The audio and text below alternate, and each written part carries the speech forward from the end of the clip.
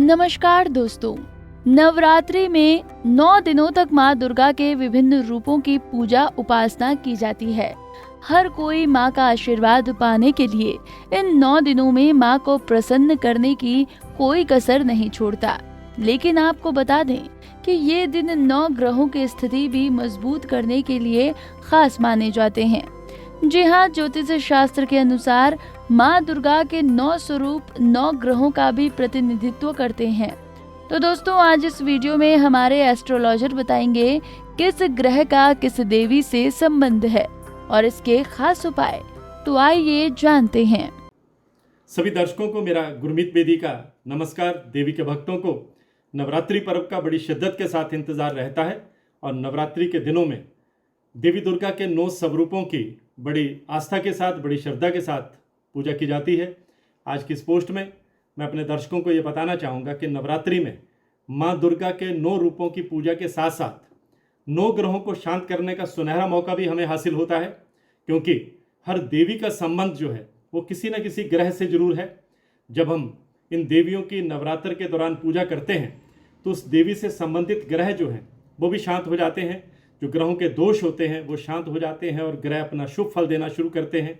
मैं दर्शकों को ये बताना चाहूँगा कि 26 सितंबर से शुरू हुए नवरात्रि के दौरान इन 9 दिनों में माँ दुर्गा के 9 स्वरूपों शैलपुत्री, ब्रह्मचारिणी, चंद्रघंटा, कुष्मांडा, स्कंद माता, कात्यायनी, कालरात्रि, महागौरी और सिद्धिदात्री माता की पूजा अर्चना की जाती है। मैं आज दर्शकों को बताना चाहूँगा कि नवरात्रि के दौरान किस देवी की आराधना करने से, किस ग्रह से संबंधित दोषों से हम मुक्ति पा सकते हैं। देवी के 9 स्वरूपों में से शैलपुत्री की पूजा करने से हमारी कुंडली में चंद्रमा से संबंधित दोष जो हैं वो दूर होते हैं। माँ ब्रह्मचारिणी की पूजा करने से कुंडली में मंगल ग्रह से संबंधित दोषों से मुक्ति मिलती है। इसी तरह माँ चंद्रघंटा की पूजा करने से शुक्र ग्रह से संबंधित दोष दूर होते हैं और शुक्र ग्रह मजबूत हो जाते हैं।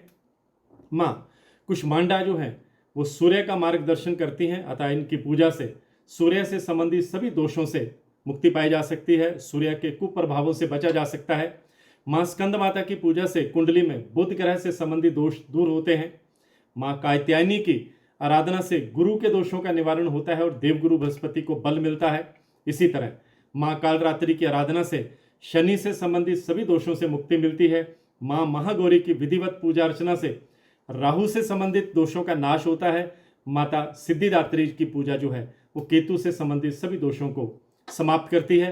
मैं दर्शकों को विस्तार से ये बताना चाहूँगा कि नवरात्रि के पहले दिन माँ शैलपुत्री की आराधना की जाती है। माँ शैलपुत्री पर्वतराज हिमालय की पुत्री हैं। इन्हें पार्वती के नाम से भगवान शंकर की पत्नी के रूप में भी पूजा जाता है।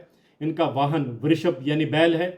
इनके दाएं हाथ में त्रिशूल है, बाएं हाथ में कमल धारण किए हुए हैं। माँ शैलपुत्री की आराधना से चंद्र जनित दोषों से जो है वो मुक्ति पाई जा सकती है।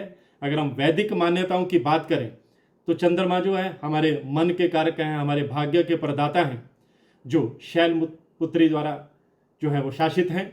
नवरात्रि के प्रथम दिन माँ शैलपुत्री की पूजा से कुंडली में मौजूद चंद्रमा से संबंधित दोष समाप्त हो जाते हैं, यानी चंद्र दोष से मुक्ति मिलती है। और चंद्रमा की जब स्थिति कुंडली में अनुकूल होती है तो हमें बहुत मानसिक सुकून प्रदान करती है।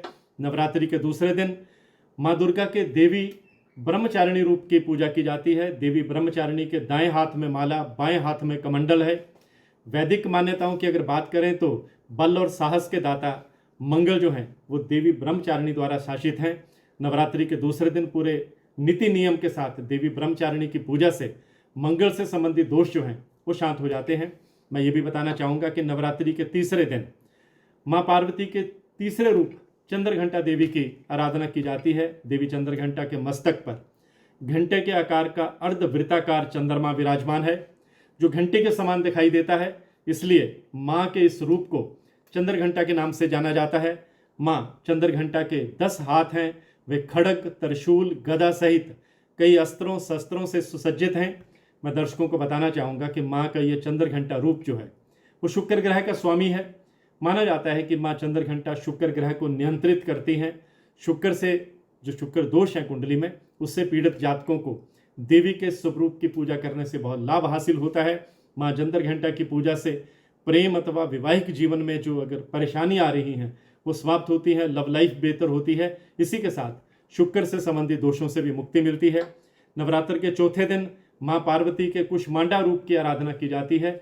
अगर हम मान्यताओं की बात करें तो माता पार्वती सिद्धिदात्री रूप लेने के बाद ब्रह्मांड को शक्ति प्रदान करने के लिए सूर्य के केंद्र में स्थित हुई। माँ कुष्मांडा सूर्य को दिशा और ऊर्जा प्रदान करती है, ऐसा माना जाता है। इसलिए भगवान सूर्य का शासन देवी कुष्मांडा द्वारा किया जाता है। माँ कुष्मांडा की आराधना करने से हमारी कुंडली में अगर जो सूर्य से संबंधित दोष हैं उससे मुक्ति पाई जा सकती है।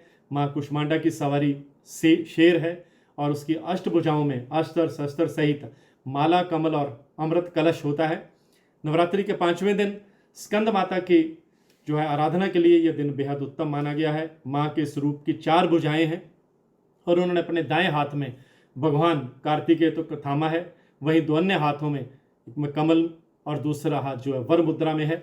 बुद्धि और ज्ञान के ग्रह जो हैं, बुध ग्रह, जिन्हें बुद्धि, विवेक, वाणी का प्रतीक माना जाता है, हमारी कम्युनिकेशन स्किल का प्रतीक माना जाता है, वो उन पर जो है देवी स्कंद माता का शासन होता है। माँ स्कंद माता की पूजा से हमारी कुंडली में बुध ग्रह से संबंधित दोष दूर होते हैं। नवरात्रि के 6ठे दिन माँ कात्यायनी की आराधना की जाती है। मान्यताओं के अनुसार राक्षस महिषासुर से जनमानस को मुक्ति देने के लिए देवी पार्वती ने माँ कात्यायनी का रूप धारण किया था। माता के स्वरूप को महिषासुर मर्दिनी के रूप में पूजा जाता है। माँ कात्यायनी जो है वो वैदिक ज्योतिष में अमृत समान माने गए गुरु ग्रह पर शासन करती हैं। माँ कात्यायनी की आराधना से गुरु ग्रह से संबंधित दोषों का निवारण होता है, देवगुरु बृहस्पति को बल मिलता है। नवरात्रि के 7वें दिन माँ कालरात्रि की पूजा की जाती है। कालरात्रि माता पार्वती का सबसे उग्र स्वरूप है। घने अंधकार के समान रंग लिए माँ कालरात्रि की सवारी गदा है। उनके 4 हाथ हैं, एक हाथ में तलवार, दूसरे हाथ में लोह अस्त्र है, वहीं एक हाथ अभय मुद्रा तो दूसरा हाथ वर मुद्रा में है।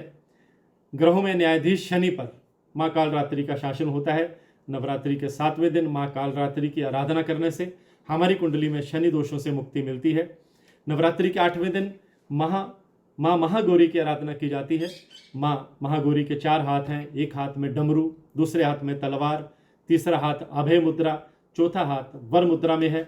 वैदिक मान्यताओं के अनुसार माँ महागौरी को राहु ग्रह का स्वामी माना जाता है। नवरात्रि के 8वें दिन माँ महागौरी की विधिवत पूजा अर्चना करने से हमारी कुंडली में राहु से संबंधित दोषों का नाश होता है। और नवरात्रि के 9वें दिन माँ सिद्धिदात्री की पूजा अर्चना की जाती है। माँ सिद्धिदात्री की पूजा से हमें सभी प्रकार की सिद्धियां हासिल होती हैं, ऐसा माना जाता है। इनके 4 हाथ हैं और कमल पुष्प पर ये विराजमान है। देवी सिद्धिदात्री जो है वो केतु ग्रह की स्वामी है। माँ सिद्धिदात्री की पूजा करने से केतु से संबंधित सभी दोषों को नाश होता है। और चलते चलते एक बार फिर से बता दूं कि 9 देवियों के साथ 9 ग्रहों को प्रसन्न करने का ये नवरात्रि पर्व जो है हमारे लिए एक सुनहरा मौका लेकर के आया है। आज की पोस्ट में बस इतना ही। मैं गुरमीत बेदी, मेरे इस पेज पर जुड़े रहिए और फॉलो करते रहिए। धन्यवाद। इसी तरह की और भी जानकारी लेने के लिए हमारे चैनल को सब्सक्राइब करें और नई वीडियो की नोटिफिकेशन के लिए बेल आइकॉन दबाएं। अगर आप ये वीडियो फेसबुक पर देख रहे हैं तो वीडियो को लाइक और शेयर करें। साथ ही अपनी राय कमेंट बॉक्स में जरूर बताएं। धन्यवाद।